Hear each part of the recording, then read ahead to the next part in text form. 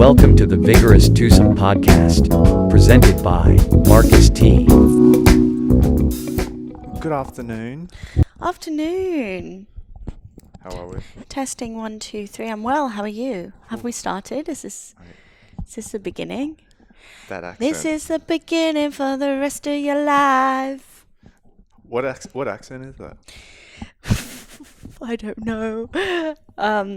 My accent is a little bit London. I've picked up an Australian twang since being here. Really? You reckon so? Yeah, sometimes I go, no, and so. And that's not typically London. No. Not London at all. Yeah, it's a very Southern English accent. Southern English. Which is London? I'm not Well, great. London's I'm not in the great. south of Yeah. England, yeah. Yeah, I asked that question because I'm not great with geography. No, that's okay. You don't need to know everything. Otherwise, you'd be perfect. And I'm learning to accept that. thanks so much. This is lovely. So wait, how have we started? Are we recording? Because I didn't see you press record. We're recording whenever we're going, and we're going whenever we're. Oh, did you record before? Oh my god, I've been chatting so much shit. Cheers. Cheers. Good to see you again. You too. Interested to know what you think about that kombucha. Yum. Peach and apricot.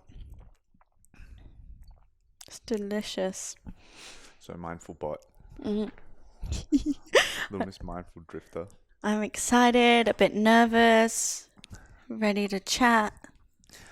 I reckon you're, like you were saying before, you don't live that lifestyle now. But when I first met you, Yeah. you were probably living the most interesting lifestyle that I've ever had the privilege of, like, coming across. Really? A person. Wow. That's a strong saying. Thanks. From if I was to put it into like a nutshell, you were essentially living out of a suitcase. Would you say traveling the world? No. So when we met, I just arrived in Australia. Right. Hadn't I? Because I was in the first house I was living in. When was this? This was like 2018. I arrived in Australia October 2018 because we went to Bali January 2019. You're right. Okay. Sorry. From the UK. From the UK, but I'd travelled like. Is that a bother? No. Yeah, that's better. Thanks so much. I travelled a lot of Europe. So living in London, travelled a lot of Europe. Okay, so I'll give you the lowdown of my life story just in case you forgot. So born in Hong Kong and then raised in Spain, Barcelona with my mother, and Vietnam. My father lived in Vietnam, so lived there for a bit too. And then moved to London at 16 to be a ballerina. Yeah, so I lived in London by myself. And then I was just travelling around Europe bits, but only holidays, or going to like Southeast Asia to see my dad and then holidays. And then I came to Australia by myself, and the rest is history. What a whirlwind. Yeah, so when we met, I just arrived. And what was your like intention of coming here? Yeah. I came here with the intention to live here for a year. Right. And then go back to London. Right. And then I just realised that actually Australia is just a much nicer way of life. Yeah, right. Than my life back in England. My life back in London was so hectic. Like I was working in film, I was doing 15-hour days, or like waiting for the next job, spending all the money I saved from the last one, and then it was just not like a healthy lifestyle. And have you been to England? No. And it's just grey and dark. We get like 1 week of summer, and I've heard. Yeah, and it just wasn't. London's almost like famous for that, isn't it? Like when people picture London, they do picture that like gloomy. Yeah. like raining, cold. I tell you what, miserable. though, if London had better weather and the pay was better and the rent was cheaper, there's a lot of things I need to change, but London itself would be the best city in the world. Like, I love the busyness of it, the rat race, and Right, it just keeps you on your toes and keeps you hungry. right. But then also getting here was like, it's like calm. Like Australia, everything in Australia is like half the speed. Yeah, I think that's kind of what I've gathered too from traveling is how Australia is very known for its laid back lifestyle. Oh And yeah, so much. born and raised as an Aussie, I can like wholeheartedly say that I love that aspect of it. That we kind of have that balance of being able to still work hard, Yeah. whatever that means, but understanding, when to take a beat and like chill out a little bit. Yeah. And people who I've met whilst traveling do like catch on to that a lot with the way that I am. And it's funny because I obviously don't see the way I am, but from what I'm gathering, people giving me as feedback, if you want. Well, they give you feedback of yourself. It's not even feedback. I think it's Can you like, fill out my feedback yeah, form? exactly. Can you rate me on Google? Rate your experience. God, that'd be of me as a person. horrible. That's some Black Mirror shit. Can I swear on this? Yeah, fuck yeah. Okay, great. Yeah. Hold on. We won't go down that track just yet. Okay. I feel like we will get there, but yeah. How like Australians are known to be quite laid back, and yeah, I don't know. I feel like it's definitely a good thing, huh? Like you've kind of adapted to that, like knowing that there is that opportunity of making a living, whatever that means. Yeah. But then there is also an equal part of like, chilling out. Yeah. It's just there's a lot more disposable income. Like whatever you do. Like, okay, so at the moment I'm working in aged care. Yep. And if I was doing what I'm doing now back home, I'd be on minimum wage, which I think is something like, or was when I was there, £7.88 pounds. £7.88. Which is Like $15 an hour. Yep. Yeah. I think And I'm on Australia like has a double lot. that. I'm on double. Yeah, Australia is a very good country to live in. Like Melbourne's been voted most livable country multiple years, and it's funny. Like I think because I've traveled a lot, I like kind of get a good perspective on it. But when I hear people complaining about, whatever, I don't know. It kind of makes me just see like how maybe people haven't gotten a different perspective. Like they're not sure, or they're just not aware of like how good we have it here in Australia. Yeah, absolutely. Especially in a time like this, it's like, I talk about being grateful all the time, and you just look at the things that you do have, and not pay attention to the things you don't have too much. And when you do that, you realize like, oh, it's pretty fucking good here. Yeah. You know what I mean? Like, Yeah. for people who are born and raised here, like, you have the support of government. And, like you're saying, you're not from here, but you have the opportunity of, making a decent living. So it's like, Australia's always been that place where you can go to, it's like a place to live.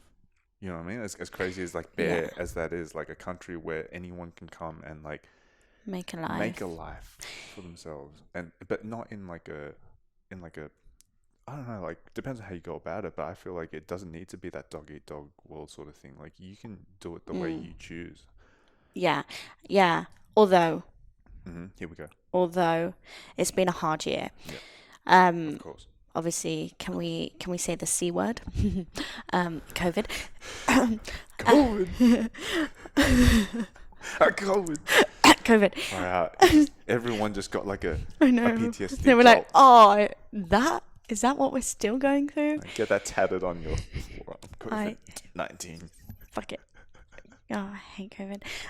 But it's been a tough year because obviously I'm foreign and we didn't get any help from any government, like the UK or Australia, for the whole time. Mm. So so I just spent all my savings. Well, okay, so I bought a van and moved to Queensland in March of last year. Lived in the van, That was and just before lockdown, wasn't it? oh my God, I crossed the border from. I guess I was in. So I left here, went to Byron when everything was kind of happening, but we were all a bit confused as to what it was. Like looking around the world, going, "This isn't going to happen to us. We're so far away." And then crossed from New South Wales into Queensland an hour before they were closing. Wow. Yeah, I got so lucky. Like, but also not. So then I was Yeah. living in a van. I had no home. I was on my own. Yeah. And also I was on my own during a time where we had to be 1.5 meters away from people. You couldn't socialize. And so I knew no one. Yeah. Luckily, I was in a car park and I saw a friend of mine who was also buying a van. What? Just the odds of it happening. Her and her boyfriend, yeah. And I was just sat in my van, like literally crying, like, what am I gonna do? Like, please, Mother Earth, give me a sign. And then she was like, Charlie. And I was like, what on Goodness. earth? So then we crossed the border together, and then we then met this. We went on because we were like, right, we're in our vans, but where are we going to park? The the country's gone into lockdown. Like, we've got nowhere to park. So we found this man on Facebook, and then went to his land, and I was messaging this other girl who was living in her van as well on her own, and I was like, you can't be on your own as a single female. Come with us to this man's. And then she brought another friend, so I brought this whole like commune of people to this man's house, thinking we were gonna have such a good time, and he turned out to be a freaking pervert. Oh, well, just you saying that straight off the bat, I was like, you know, Yeah. I think anyone, in a joking matter or not, was like, well, there's that potential. But we had two guys with us too, Yeah. and which he didn't like. He didn't like the other men. So then we were in a car park, like all deciding what we were gonna do, and then we met this amazing woman who was like, "You can come and live on my land." And so we had to escape from his house. Escape. No, it was like the Great Escape. Like, we had to go back because all our stuff was there, and some of their vans, because we were just like, we're going to go to the beach and have a surf. And then he was stood there. He said to me, "Oh, I need you to take me to the shops on my own." And I was like, "Oh, I've got a headache. I need to have a nap." And he was like, "Don't." I was like, "Why don't you ask one of the boys to take you?" And he was like, "No, don't worry. I'll wait for me." And then I feel like you attract that too. I don't know, just knowing you. Oh my God, Just I'm knowing so glad you said that. Yeah, that's just like the story of your life, isn't it? Like, this shit happens. Shit like this happens to me all the yeah, time. yeah, That you're wouldn't like- happen to you're anyone like else. Blessed and cursed with that. Yeah. Like, it's always great because it's stories to tell. Yeah. And then I can tell you, like, people, and they're like, Well, what? I don't know. But they're curses. So then we had to leave. We were literally running away from him, and he was stood there like, "Where are you all going?" And we were like, "Oh, bye." And I almost reversed into one of the girls' vans, and she was like, "Stop, stop!" And then we went to this other lady's land, yeah. And she had 3 kids, and she let us live there for like 6 weeks. We were there, and just had this cute little commune going on. We were doing yoga in the morning, Nice. and we were all cooking together. It's beautiful. Yeah. She didn't charge us any rent, nothing. We just helped her with like the gardening and the kids, because Oh. this poor woman had 3 kids, all in different schools and different ages, and people were just expected to teach their children. Yeah. It was definitely a funny time. Yeah. Where, like, no one knew what the fuck was going on, and no one knew answers, and No. 100%. It's like opportunities for people like that to, you know, I don't know, make moves. I don't know what to, you know what I mean? Like, for people to like capitalize on that, Yeah. and which is another kind of topic that, you know, I guess we can delve into, is that idea of trust. How these days it's very hard to trust people. Yeah, Very hard, absolutely. 'cause I don't know. Like, I think that whole aspect of distancing, whatever that means, and you know, isolating and being in lockdown, one is like people being forced to be on their own. Mm. So just that alone, takes away that social aspect of it. Mm. And then when we are allowed to socialize again, it's kind of like, now it's like a blank slate. Now it's like, who do you trust, who you not trust, sort of thing. Do you find that? Yeah, I mean, I've got trust issues regardless. Yeah. Pre-COVID. Sure. Yeah, you're next level with all the creepy guys you've encountered. I don't trust anyone. No, I'm getting better, but yeah. Actually, no, that's a total lie. I'm pretty trusting. Nah, you're 100% trusting. Yeah. Sure. You are. You're very open. You're very open as a person. I think that could be why you attract creepers, is because you're so open. Yeah, and I'm so friendly. When I meet people, I'm like, oh my God, hi, we're going to be best friends. Oh, I can't wait to like hang out with you all the time. I meet all my best girlfriends in the toilets of bars. And then... Yeah, you love that. You love just meeting people, huh? Yeah. Yeah, it's that openness. Like, yeah, it's funny how, like, the way I go about trusting people is like, I'm open to meeting people, and I guess in a way you have my trust until you lose it. But you lose it real quick if you know what I mean. Like, you're probably like mature and like experienced enough in life to know like what signs to look out for and to like close it off. Yeah. Real soon. Whereas I feel like if you're someone who's a little bit more naive or immature, you don't know the signs to look out for. Yeah, but and you you put probably up come with a lot across more. so much that you're like, oh, this is a red flag. Yeah, with friends. Sometimes with men, it takes me a little bit longer. Yeah. I love those red flags. And I help them wave it. I'm like, yeah, woohoo! This is going to be fun. This one's going to be toxic. Woo! Oh, you love the thrill. It's the thrill. You're like, this guy's definitely a pedophile or a creeper, but... Yeah, I'm just going to like See where this explore goes. it. Because I need a story to tell my friends. Oh, mate, that's probably why you and I have stayed friends for so long. Should we say how we met? Alright, who's going to do the honors? I will. Alright, go. We met on Tinder. Oh, hey. Do we? Yeah. Absolutely we did. Yeah, we met on Tinder. We went on a few dates. We actually went on some nice dates. You call them dates? Well, what were they? Catch up. They were dates. Fair enough. Okay. I don't know what constitutes or like what makes a thing a date and what doesn't. Let's open that real quick before we move on. Well, when you meet someone on a dating app, it's in the name there, isn't it? And then you go, because they're not catch-ups because you don't know each other. Right. Okay. But that's an Aussie thing to be like, let's catch up. And you're like, we've never met, so what are we catching up on when you don't know? Well, this happens with, like, okay, like I guess it's different, but with jobs where I'll like meet an employer and it will be like, oh, let's catch up. Like, I've never met this person, but it's a catch up to meet. But again, and maybe it's just a cultural thing, you know? Yeah, I think it's just the wrong use of the word. Yeah. That's such an Aussie thing too. What, and the date thing too. The date thing is like, I don't know, like let's go on a date. Yeah, but like I go on dates with my friends, like friend dates. Right. So this is So it's why like I a want to date talk in the about diary. This is what I'm talking Yeah, This is why I okay. want to talk about it, because I think everyone has a different idea of what a date is. And everyone has a different idea of what a catch up is. And there's this, I guess, miscommunication in terms of what things are. Yeah. Okay, but we went for dinner. Yeah. As in, like, we met up. Oh my God. Just say you don't want to date me, okay? I'm not offended. Yeah, I don't want to date you. Oh, that's fine. Carry on. So we went on some dates, according to... We went for Charlie. dinner, and then we decided we were just going to be friends. Yes. Which was nice. Yeah. And then we'd hang out every single Thursday, without fail. We go to the library, we'd work on our... That was wholesome. Film. Yeah. So... Charlie or Charlotte? What do you want people to call you as? Charlie, I've changed now. It's yeah. Yeah? Yeah, when you last saw me, I was a Charlotte. Now I'm a Charlie, yeah. It's Rebranding. official. Okay, so Charlie. Yeah. You mentioned briefly before that you were in film. Mm-hmm.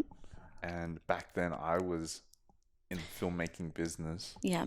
And I had this brilliant idea. Do you remember the call? It was a circle of life. No. I remember. So it was the funniest call because I was like working on a film and then I was working on like this nature piece, and I was like, I've got an idea for this nature piece, and I was like, oh, who am I gonna use for it?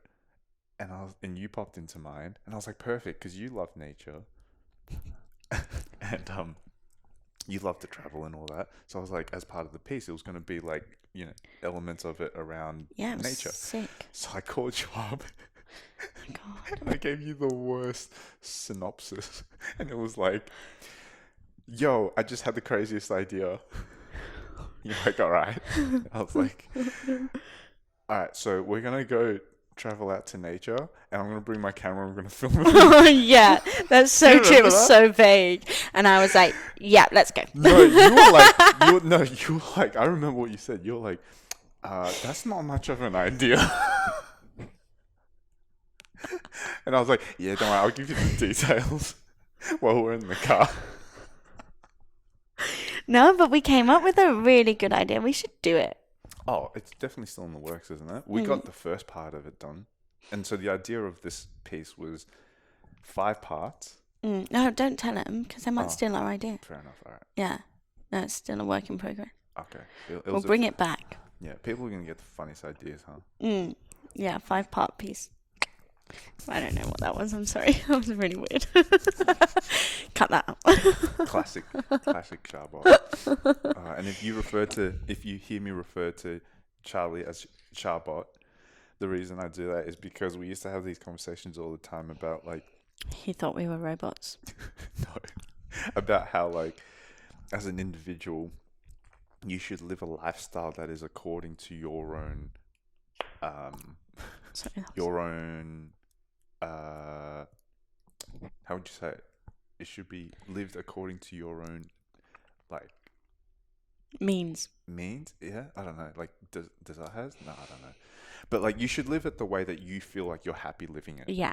And if you're doing it in another way that is, like, you're doing it because you feel like you have to, and you're just doing it because the system's telling you to, you're a bot. Because you're literally just a piece in the puzzle, and you're literally just a gear in the works, and you're, essentially a robot by that sense, because you're living soullessly. Yeah. You know what I mean? You're just there to feed the system, and like, we used to refer to people who live this kind of way as bots. So it's a joke. I mean, it's still true. Charbot. Just live it, yeah. But that's a dangerous way of life, isn't it? Yeah. I mean, How do you live your life now? Oh man, complete opposite of bot, really. Can we just say that we haven't seen each other for like years? 2 years. Probably more. No. Started 2019, 2.5. 2.5 years. It actually feels like that's 3 years, isn't it? No, because I've not even been in Australia 3 My maths years. is terrible. I didn't even know you existed 3 years ago. Yeah. Wish I could go back. Yeah. So is this a catch up, or is this a date? No, See what I'm it's not saying? a It's date. definitely not a date. It's a catch up, you idiot. No, but this is a catch up. Because we've been on dates before. We've well established that we do not date. Fair enough. All right. Anyway, Sorry to break your heart. I heard it shatter through my headphones. got no heart to break. You can't break something that's not there, or you can't break something that's already broken. However you want to term it. Oh, that's sad. Yeah. So where were we before we got sidetracked? Yeah. So I said, how are you living yeah. your life now? Well, here's the thing. I've been on both sides. I can sit here as Yeah, you me were now. in real estate, weren't you? Well, it wasn't that. It was and I don't want to put a bad like thing on real estate. Oh no, but you or were even- in the kind of the corporate. But even that, Right. even that, like, I don't want to talk about being in corporate as like a negative thing, because I Someone's feel like got to do it. no, it's not just that, but I feel like you could be in the corporate world and do that kind of thing, but enjoy it. True. It's just a matter of like, and this is where it's important to make that distinction. So thanks for asking. Yeah, no worries. Is that it's important to listen to your soul and Yeah. listen to what your soul is telling you, or your heart is telling you, in terms of what you want to do in terms of a living. Because I think in our society, or for whatever reason, due to maybe past generations or however the country or society is being brought up, it was typically you go to school, you go to uni, graduate, and you get a job, whatever that job is, and then that was the process. And even along the way, if someone felt like it wasn't the thing for them, I think in the past people didn't have a choice.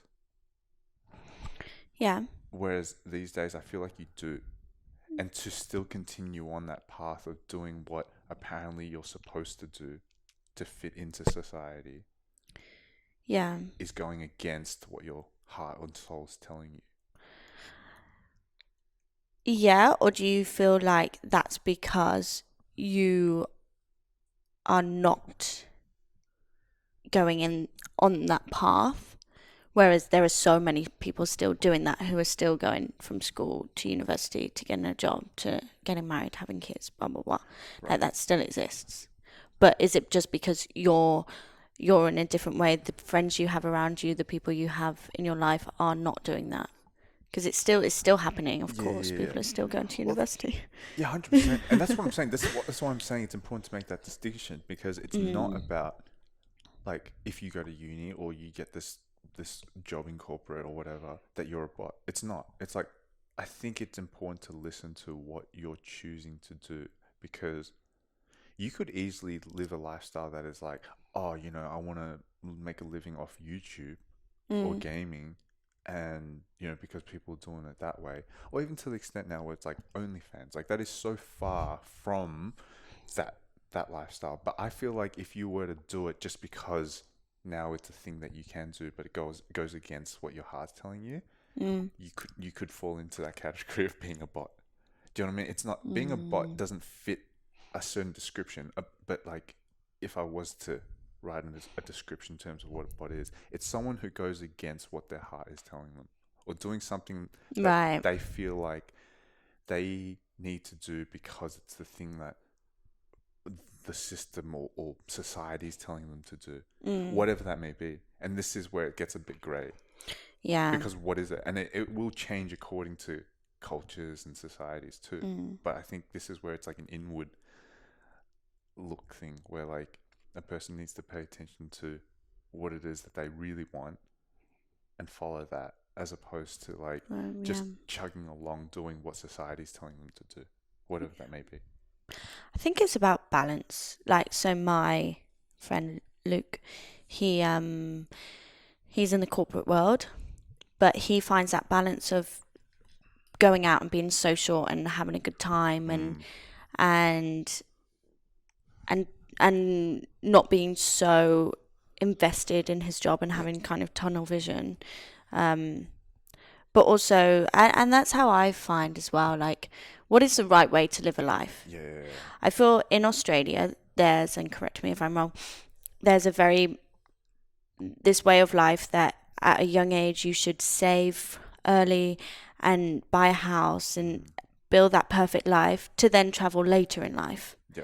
Oh yeah, like that retirement thing. Yeah, grey nomads, they call them. And that's a lot of... Grey nomads, I didn't know the thing. But okay, yes. Yeah, so when I was travelling in my van, I was meeting so many of those people who were like older, and they call them grey nomads. But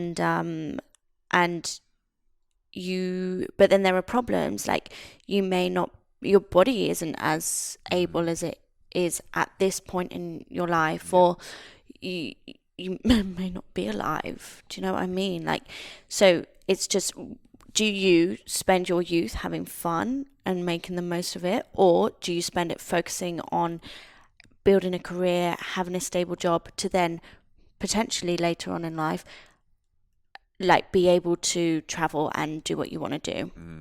Yeah.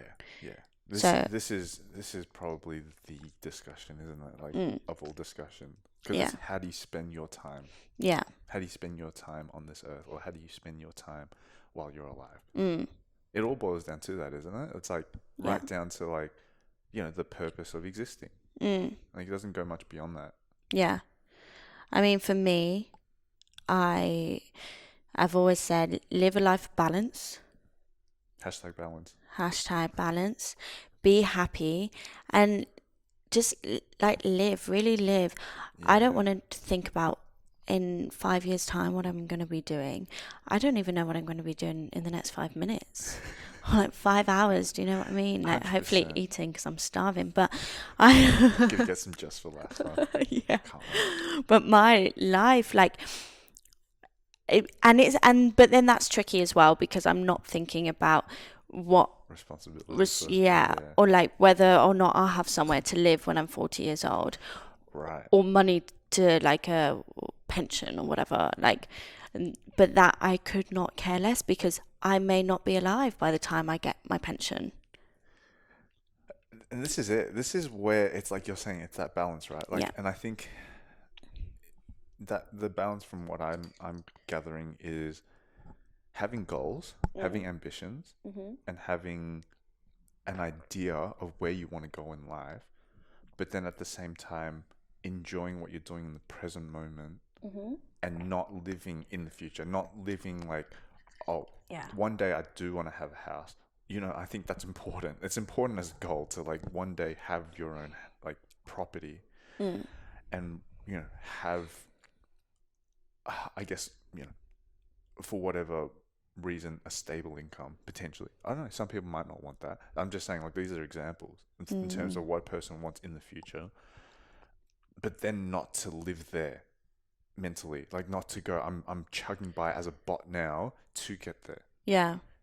And then wasting all these years. Because it's yeah, it's that topic of journey versus destination, right? Like if you're so focused on this idea of like where you're getting to and you're hating every step along the way, it almost defeats the purpose of getting there.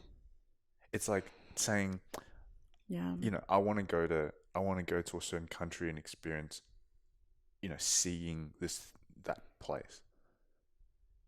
And you're doing everything in your power to do that now, but you're hating every minute of it. By the time you go there and you see the thing, it's like 1 minute that you see that thing, and you've spent like the last 3 years trying to cultivate that, but you've hated every minute of Yeah. it. It kind of defeats the whole purpose of that. It's like you've just spent 3 years of your life that you won't get back for this 1 minute experience.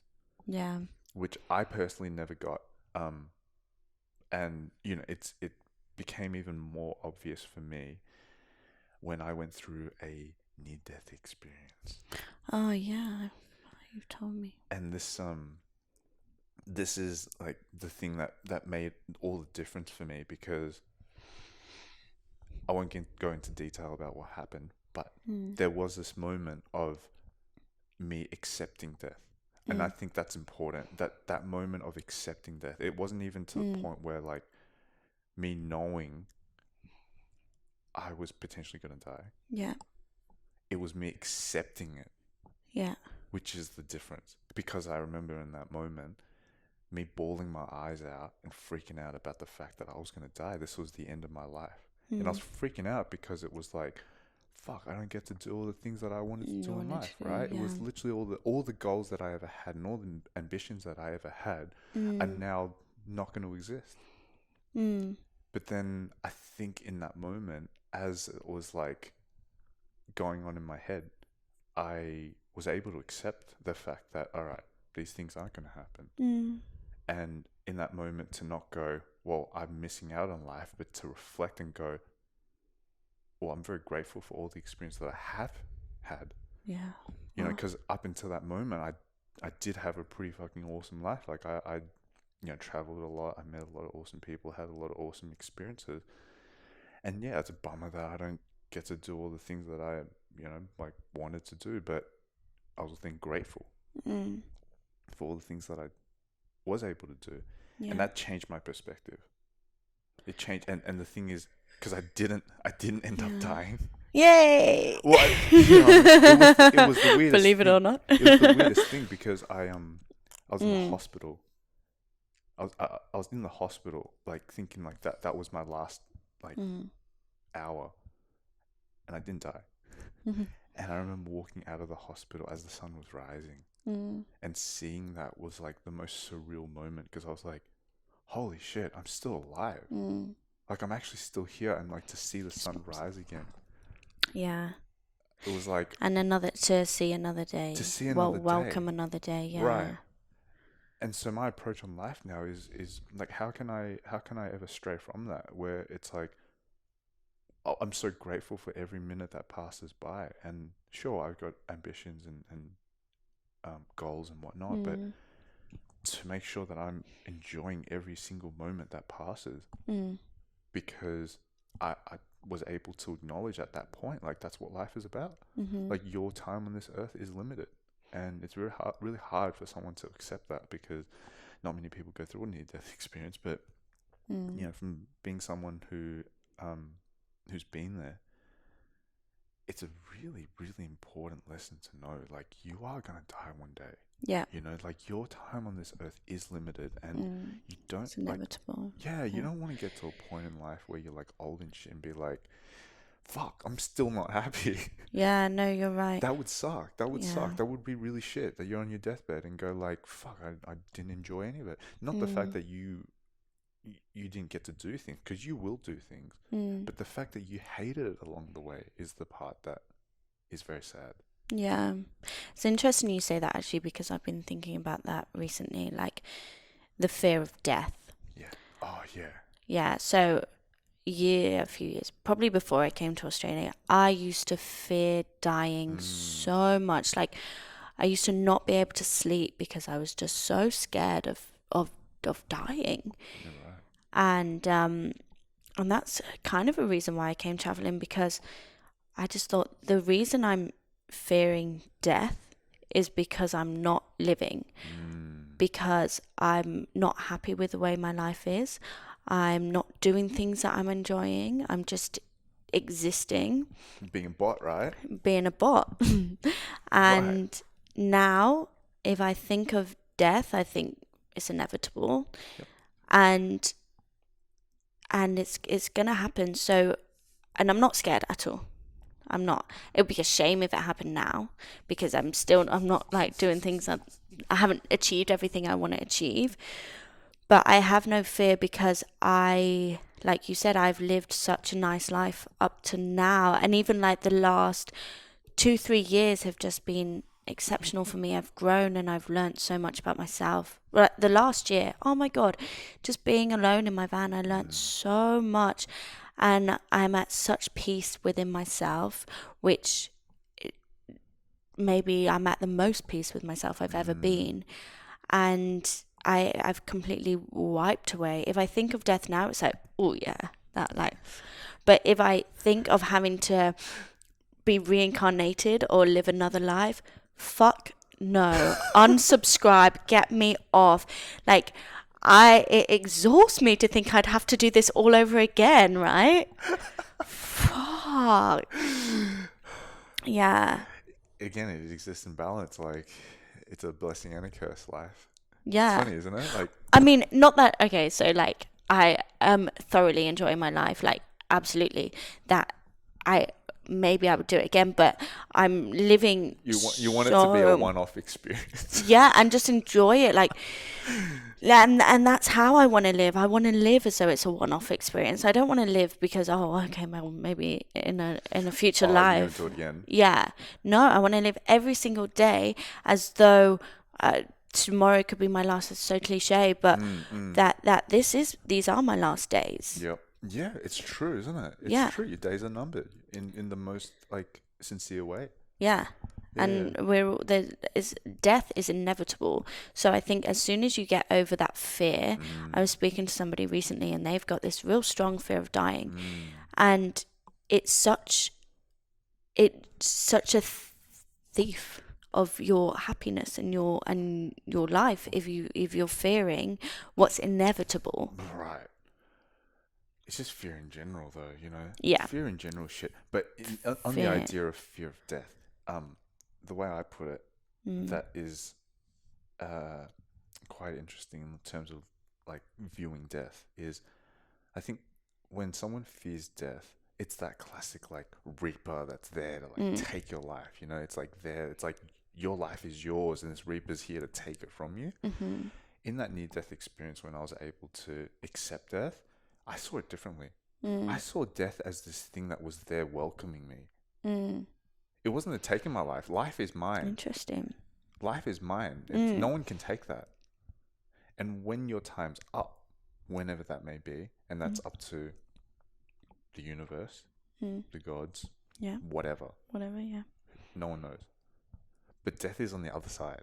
Death is not taking it from you. Death is there welcoming you to the afterlife sort of thing with open arms. So you start to see death as this, almost as a welcoming experience. Interesting. I wouldn't want that.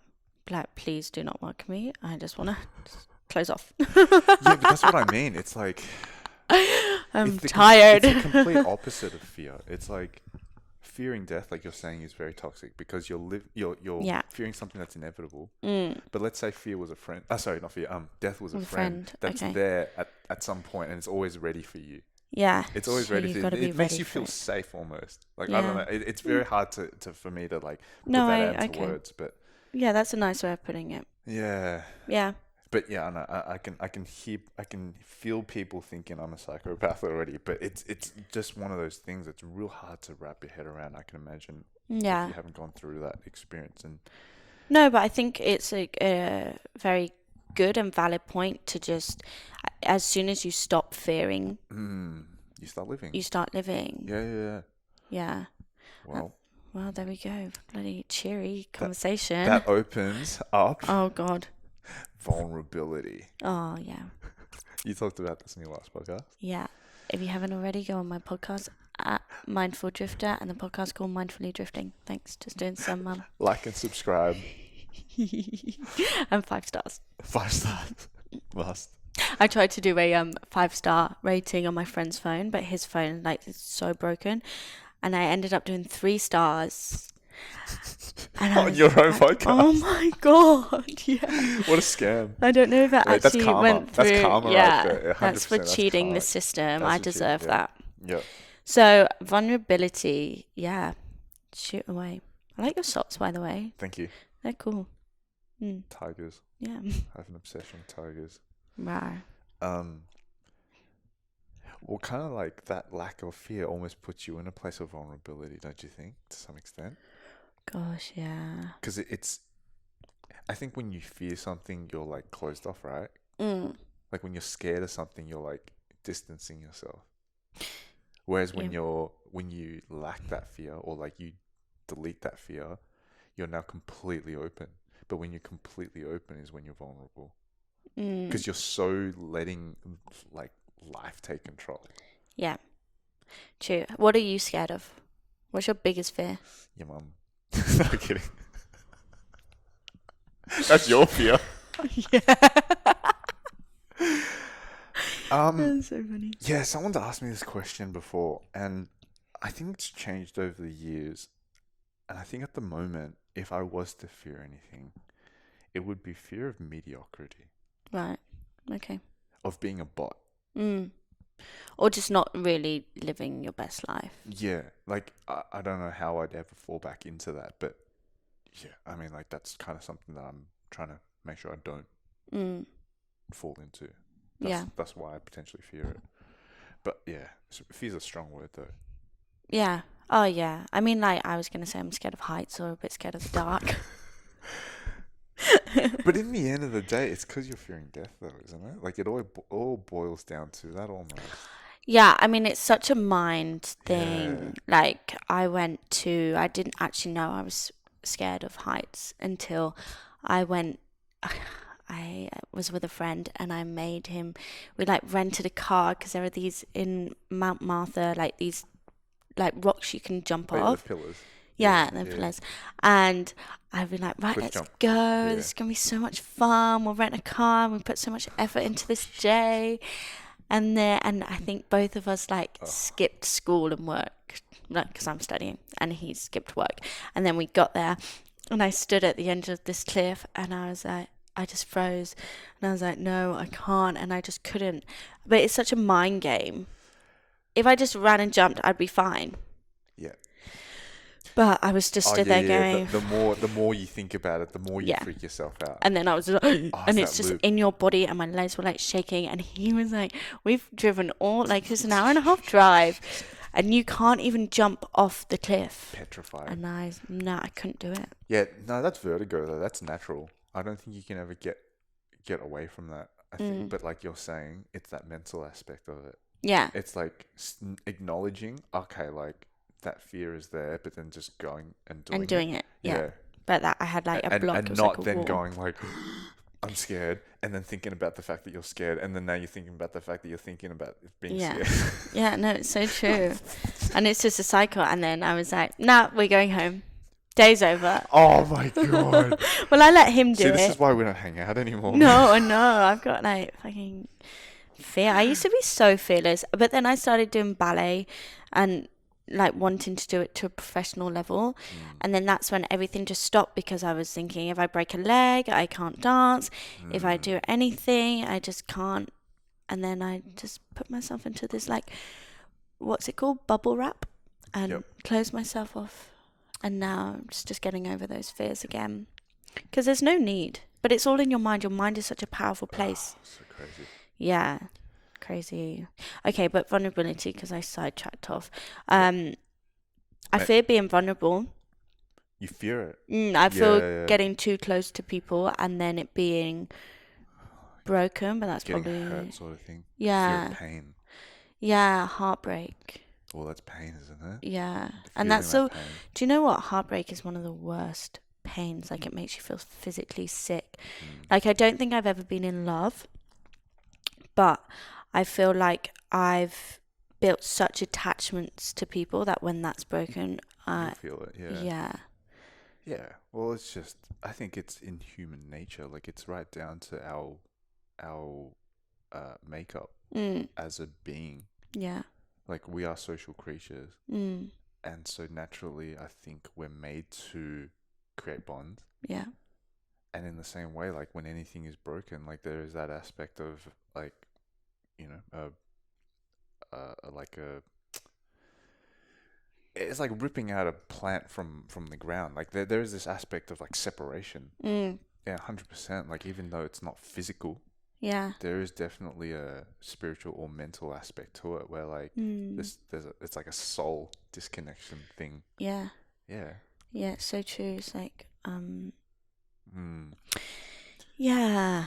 And then, so that's why I fear getting too close to people, because You feel that pain. yeah, I don't want to be disappointed, and I got into living my life, especially when I decided I was going to go traveling. Don't plan anything that you're not willing to do by yourself. Right. Because you'll always be disappointed. Or you may, and I don't want to open myself up to disappointment. But that's probably childhood traumas Yeah. and daddy issues. I'm so glad we're able to talk about this, and I think you're mature enough as a person to be able to vocalize it too. But I think you should know, and you know, majority of anyone who's mature enough to admit it, is that I think, I don't know, it could again right down to our genetic makeup, is that we all have that fear of pain. You know, like, pain's not nice. No. It's not nice as a feeling. And so if you've ever felt that before, it's like PTSD. It's like, you know what that feeling's like, and it's shit. And so I don't think you're the only person, you know, in history or in existence now to have those fears. You know, if anything, like, my guess would be that it's majority of people who have that. But I just think it's one of those things that for some reason people aren't open enough to talk about. Yeah. You know, like that topic of what needs to be talked about, of like learning to be vulnerable. But then again, talking about vulnerability is being vulnerable in itself, you know, like, it's kind of like, it's like the chicken before the egg sort of thing, you know, like, how do you get this thing to start if no one's starting it? No one wants to be, yeah. It's such a complex topic, isn't it? But yeah, it's like breaking the chain. It's breaking the chain, isn't it? Yeah, well, yeah, it's just a complete vicious cycle. And I'm actually really concentrating on it a lot, and kind of where it stems from, and what I can do to break that cycle, especially like in relationships, romantic relationships, because you go back to these feelings that happened when you were a child, or the people that disappointed you in your life, and it's all relative, isn't it? Yeah, that's huge. Childhood trauma. That's a big thing. That's huge. I think what makes a person in their adult years is very, very strongly correlated with experiences that they've had as a child. Yeah. It's like studied and almost like very strongly suggested. So it's definitely not this fluff thing that we're just chucking out there. No. And I'm studying counselling now, and it's going back, and I've recently, I've meditated for years. And okay, yes, it's nice to be in that relaxing space, but it's so much more than that. That's kind of like a band-aid to put on top, like meditation, and yoga, and these are all great things, necessary. But it's literally going back to the core of your being from the day you were born, and figuring out how that started and what came from that, and why that's making you this way now, and who hurt you. yeah, which is difficult to do, right? Because it's you're literally digging up past trauma. Yeah, and we don't want to do it because it's painful. It's painful, and we're scared of being vulnerable.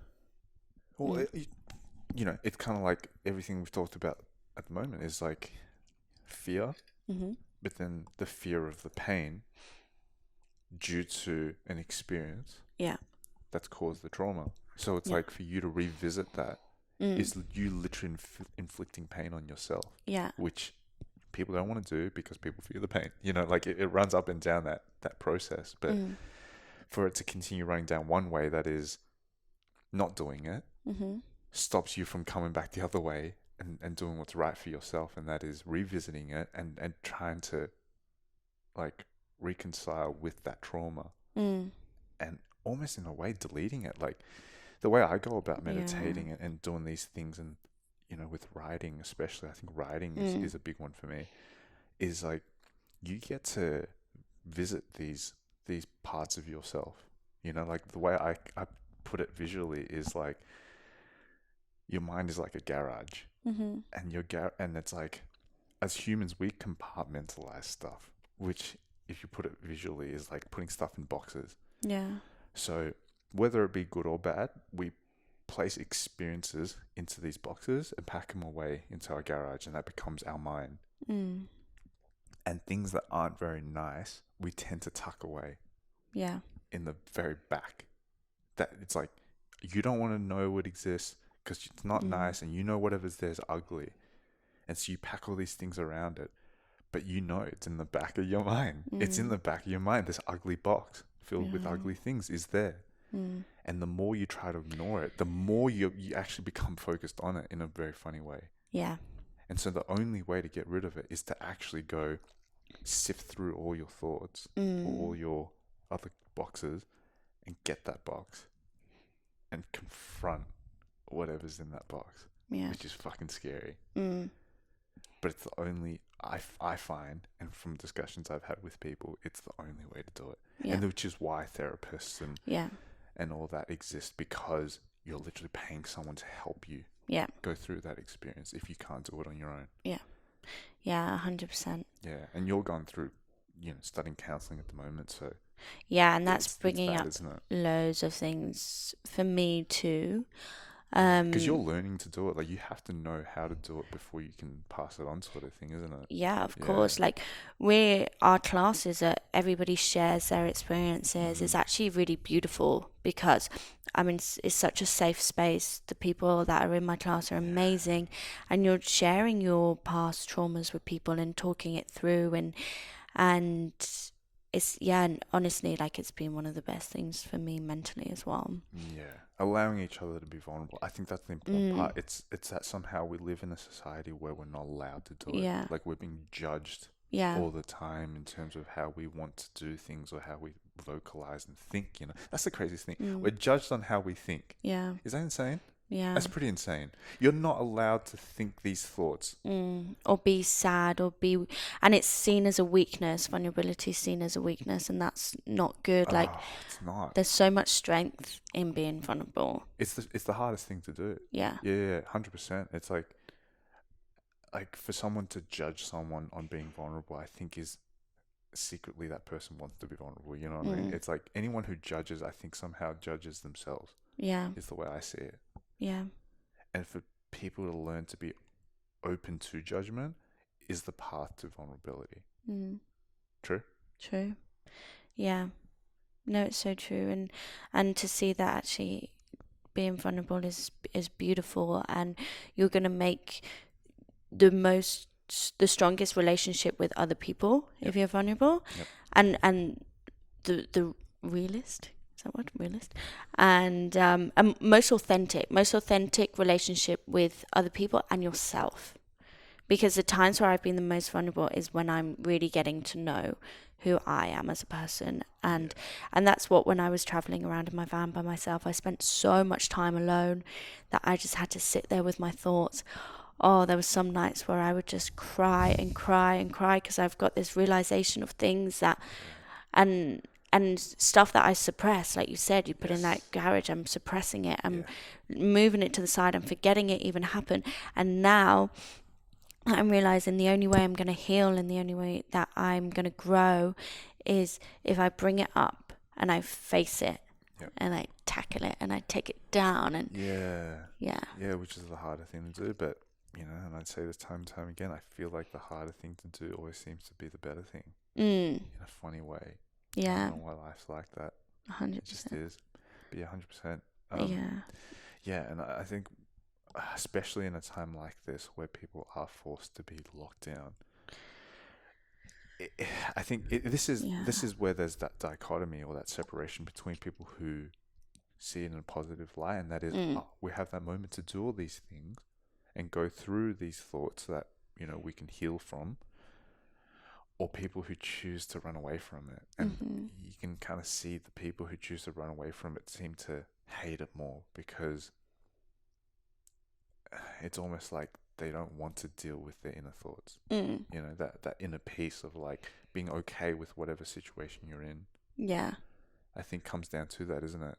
I think it's hard though. I think, like, obviously mental health is struggled. People have struggled with their mental health so much, so that you're already dealing with these things of isolation. People live on their own. You live on your own. You don't see people for days because you're not allowed. You're not allowed people at other houses. You're not allowed to go to a bar where it's just. And if you haven't got many friends, because it's hard to make friends as you get older, and if you haven't got many friends, then especially in lockdown. Yeah, and you just can't. Like, it was when I was in my van and I was sat there and I was just like, I've run away from at least having people around me. Not the right people, but there were people around me. Right. And then I just thought, no, accept this loneliness. Embrace being alone, because I'd rather be on my own than surrounded by the wrong people. So it was just then getting to know me and realizing actually I'm pretty sick. Well, it's that self-love thing.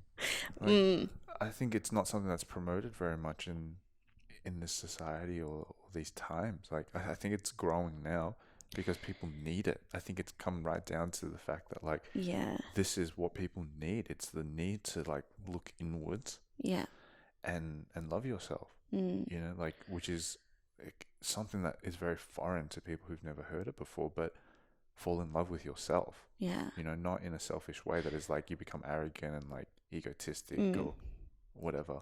Like, it becomes grandiosity at some point, but it's literally like, look at all the positive aspects of yourself and go like, that all these things you've become as a person. So don't be ashamed of it. And if there is anything in there that you feel like you are ashamed of it, this is where it comes back to working on those things. Like, get that box that you've suppressed and open it up and deal with it. And if it's something that you feel like can be transformed into something beautiful, then do that. Otherwise, fucking get rid of it. Like, just fucking delete it. Like, it's not you anymore. No. You know, this is that past childhood trauma stuff. Like, you're not that person anymore. No. Whatever happened back then happened back So then. true. Yeah. And just forgiving yourself and being so like more compassionate and you're right, realizing that we all fuck up, we all make mistakes, and to realize, and as soon as you know the fact that you're realizing you've made a mistake and you regret maybe something you did 10 years ago, the fact that you're at that place now is such a growth, because you can realize that you messed up. If you don't see that, then you've got a problem, but you're not going to be in this mindset, so we can't. What do they say? You can't polish a turd, but but the thing is, like, so forgive yourself, and then grow and move forward. Like, intrusive thoughts are so inevitable. Like, you always get things that come into your head, and you're like, oh my god, remember that time 10 years ago when I don't know, bloody like said something to someone, or you overplay something in your head. Okay, so this is a good example. I have a client, and I went to her house, and her granddaughter had died the day before, and the whole family was there whilst I was there trying to like do my jobs. And on my way out, I just didn't know what to say. And I was like, okay, like, I'll see you in a couple of weeks. I see her fortnightly. See you in a couple of weeks. And as I was leaving, I just went, have a nice day, whilst they're all crying. And I was like, fuck, why? You just told them to have a nice day. But I just didn't know what to say or how to deal with it. So I went and I sat in my van, and I was like, and then in my head I was like, babe, like, they've got some bigger shit to deal with. They don't care about you. Yeah. And for me, it's going over and over. It went a 40-minute drive, went over and over and over in my way home. And I saw they may have not even heard it because they don't care. Yeah. And they're going to not think about it because they've got other things to think about. So just forgive yourself for the fact that it was a slip of the tongue, because you got this script in your head that when you leave someone, you just go, okay, have a nice day, bye. And then you said that when somebody had just died. But but like, if you know it's going to help at all, it's like, it's better to the contrary, and that is, have a shit day. That'd be worse. Have a shit day. Oh shit, no. Sorry. I'll go now. Yeah, but that's it. I think it's just being compassionate to yourself and realizing that sometimes we do make mistakes. We're only human beings. Yeah. And if we were all perfect, imagine how boring the world would be. That's the thing. Perfection doesn't exist, right? No, I'm close though. I'm joking. What does perfect mean? Like, what does it mean? Nothing. We should scrap that word. Can someone look it up in the dictionary and put it in the comments? What does perfect mean? Nah, but like, it's theoretical, isn't it? Perfect is theoretical. There's no such thing. There's no such thing, but it's something that people are so hungry for, and you will never get there. Well, it's that destination, isn't it? Like I was talking about. It's getting to that point where things are perfect. It's a destination as opposed to the journey of perfecting. Perfecting's okay, because you're always working on it. But if you can acknowledge that you'll never get to perfect, that's a change in perspective. Yeah. Absolutely. Yeah, and I've realized that there's no way. I'm so far from being perfect that I'm actually pretty sweet with it. Yeah, accept yourself for who you are, and love yourself for who you are. You are not perfect. Don't try to be perfect, but work on just perfecting, and that is a beautiful journey. Like that path of like bettering yourself is very, very healthy. It should be done. And also be yourself, because we're always, well, I mean, some people are always trying to be somebody that they're not, and then you're not being authentic, and you're not going to live your life to the fullest. Yeah, but then isn't that because they think that being someone else is them being perfect? You see, it comes back to that. Like, is this person pretending to be this person because they think this is the epitome of perfect? But that's social media, and that's just a whole other subject. Like, that's Fuck. how much Social time do we media. have? Yeah. But that's we're being thrown pictures of people, and the way that Yeah. society says that perfect is, so that's what people are striving for. But really, you're never going to get there, because that's not you, and also that's Right. not even them. The people Right. don't look like that. It's all photoshopped, Yeah. or surgery and Photoshop. That you will never look like that girl in your Instagram thing. So everybody just needs to chill out. We talked about this a little bit before the podcast, huh? Like using social media and how there isn't any sort of education or guideline or whatnot around it, and how to use it in a healthy manner. Yeah. Like anyone could jump on and like consume social media. And like the most crazy thing is that like social media, or a particular app, I won't name any, but is designed in a way that takes you down a certain path. Yeah. That based on your consumption. Yeah. Do you know what I mean? Like it's literally rewiring your brain without you even knowing it. Yeah. Which is the craziest part. Mm. And this is why that idea of like Yeah. looking inwards into yourself and listening to your inner thoughts and your heart, for that matter, is so important. Because we're surrounded by so many different ways of living life that from what I'm seeing, it's like and what you said too, it's so easy to fall into that trap of going like, oh, this person's doing it this way, so I should do it that way. Yeah. Or this person looks this way, so I should look that way. Or this person's doing this, I should do that. You know what I mean? We're surrounded by that. We're surrounded by all that. Like, not even through social media, just in life in general. Life, yeah. You know what I mean? Now true. it's like another layer on top of that. And so it's just, we need that more and more. And like, yeah, it's just not taught. And hopefully, people can watch this and take something away from that. Like, to know, like, it's good that some people on social media are promoting that it is not real life. Yeah. It's and people have heard this being said before, I'm sure, that it's a highlight reel. But not just that, but it's like could be potentially a fake highlight reel. All good if, like, let's say, for example, I was living my life genuinely, and then I took the best parts of it and I put into highlight reel, and now I put that out. Cool. Like, that already is, as a consumer, you're missing majority of my life, and that is the shitty part. Yeah. But then, that does exist. But then now let's go next level. Let's say I'm faking my life and then making a highlight reel of my fake life. Yeah. Or living your life to be able to post. Yeah. Like doing things just so you can post it. It's like another layer, isn't it? Yeah. It gets so deep into it, and this is why everyone's fucking mental cases these days. No, it's true. Yeah. It's like I post things that like you said, it's a highlight reel. But then people don't want to see me, like, when you get out the shower and you sit on your bed in your towel for like an hour just scrolling through your phone. People don't want to see that. Or do they? Yeah, they probably do. I can make some good money from that.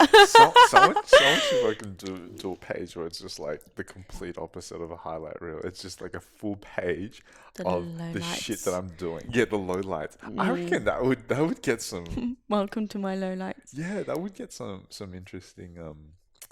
Yeah, I think it's good though with highlights though, because it depends how you're doing it. Yeah. Like, I know that from when I travel, people are like, "Why, you inspired me to go and travel." Right. And I'm the same. Like, when I see people doing things, I'm like, "Oh, I could go and do that." Yep. And so that's being an inspiration. Yeah. Yeah. And that's great. But I think, especially like with body image and stuff like that, that's where it all becomes a bit dangerous for both men and women. Yeah. And I've been in the health and fitness industry for ages, and that's always been a problem, even before social media. Like, that was the whole point of fitness. It was like for you to look okay with yourself, or be okay with yourself, looking in the mirror, sort of thing. Yeah. You know what I mean? Without social media. Yeah. And now it's just like, again, it's like you're working against that too. Yeah. because back then it was just like everyone has that too. It's like not even like because of social media. I think just like down to a person as an individual. Mm. For whatever reason, it's like natural for people to compare. Oh, 100%. Do you know what I mean? Because that's how we exist. You exist via, like you're judging yourself based on the people around you. Like that's natural for us as human beings. Mm. And so that aspect of being comfortable with yourself has always existed. And now it's like you're adding on top this other layer of like now it's people who've gone through surgery, people who Photoshop their photos, you know, and like things that, and I've been involved in the film industry and the photo and videography industry for ages too. There's just so many ways you can manipulate taking a photo and then editing it to have it come out a certain way. Yeah.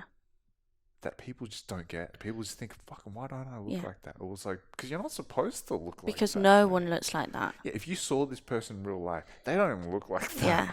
Yeah. People don't get that. But yeah, it's hopefully so true. this is education. But it's even like me. So I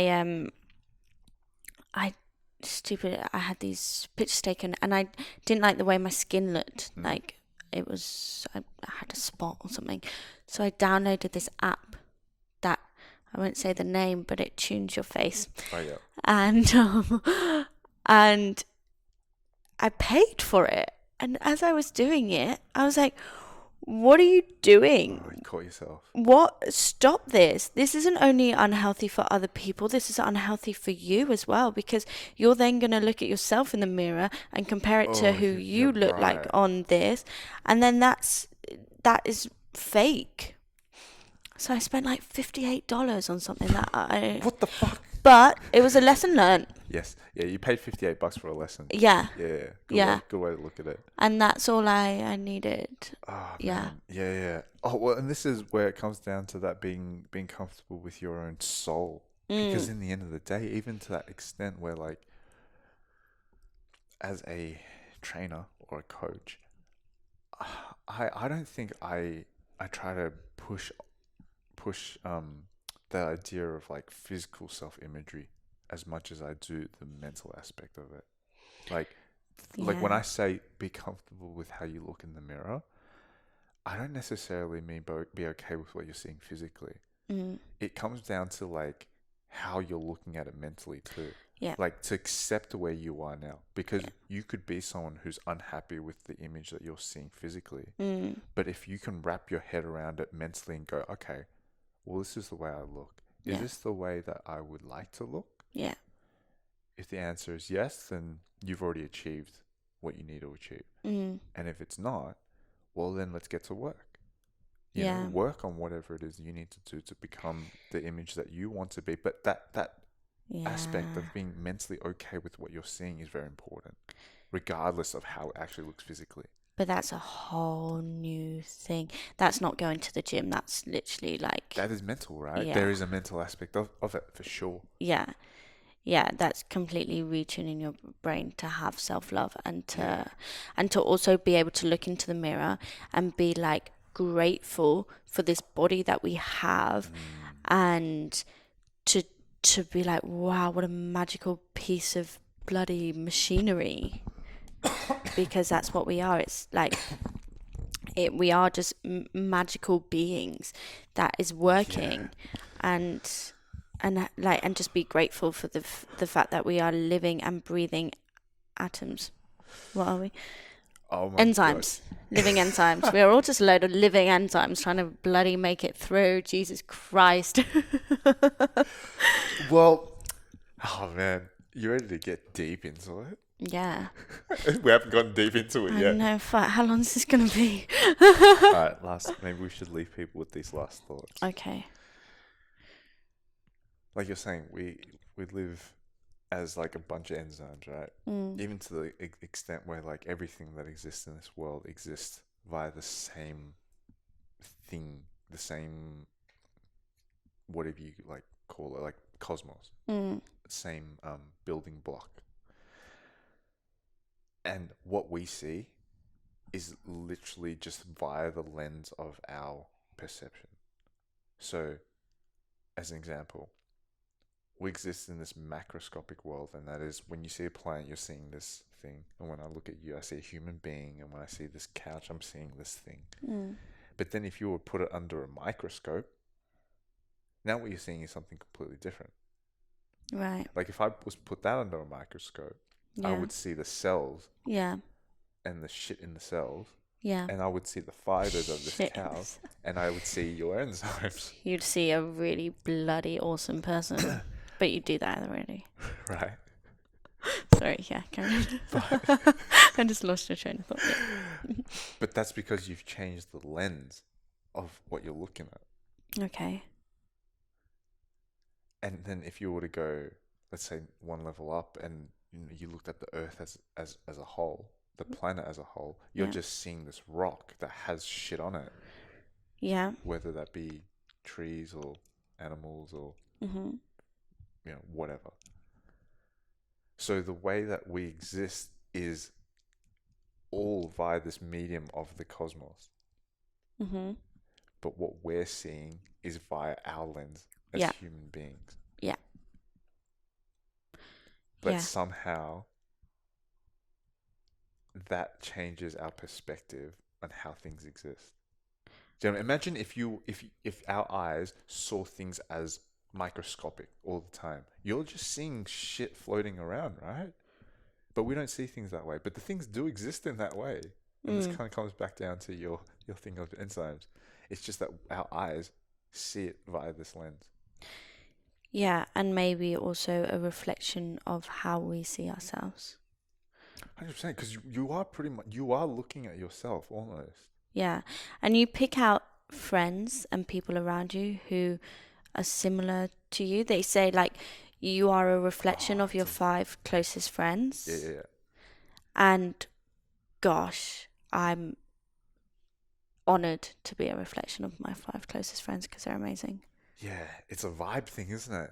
It's that things your exist. Your vibe attracts your tribe. Yeah, it's like a vibration. These things that exist, like down to the cosmos, exist differently because of the vibration that its frequencies at. Yeah. Have you heard this? Yeah. That like the reason that's a plant is only because the cosmos is vibrating at a different frequency, and this couch is vibrating at a different frequency.